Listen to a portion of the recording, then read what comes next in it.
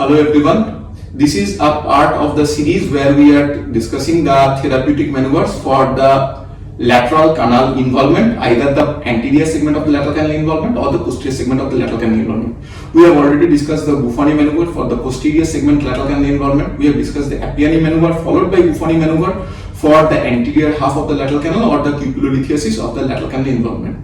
Now we will go for a Zuma maneuver, which helps in repositioning of the otoconial particles of the lateral canal, be it the anterior half, posterior half, but more importantly, it helps in repositioning the particles when the particles are involving the cupula, cupulolisthesis, or the anterior part of the canal. To the steps one by one.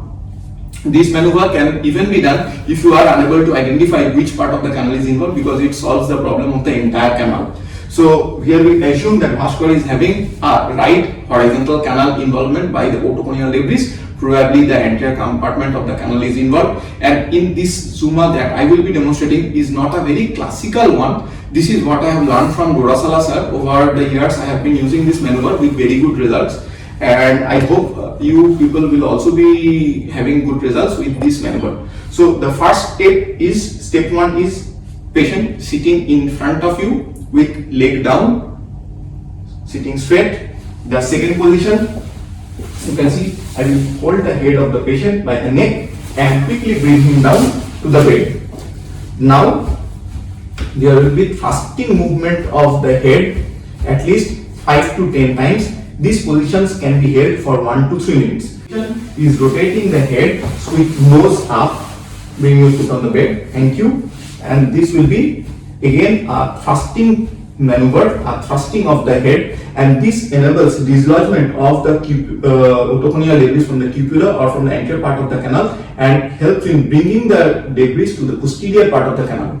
Now the second part of the maneuver starts from here, from where the utricle takes a more dependent position and the dome of the canal takes a superior position, so that the debris empty themselves into the utricle. The head is turned to the other side and the thrusting maneuver continues. This thrust is given for at least 1 minute. Patient can be made to lie in this position for 3 minutes. Now, Bhaskar, please put your legs down. Now, Bhaskar will sit up on the other side with chin down. Bhaskar will sit on the other side with chin down. This completes the maneuver. So, each step will have 1 to 3 minutes gap. The thrusting in each step is done, which is not a part of the classical maneuver, but this enables the dislodgement of the otoconia from the cupula and improves the maneuver. So the first step 1 is putting the head down. Step 2, falling on the same side. Over here the utricle takes a superior position, so that the otoconial particles are now falling towards the dome of the affected canal. This makes the canal more straight. The thrusting continues, and each step has to be held for 1 to 3 minutes.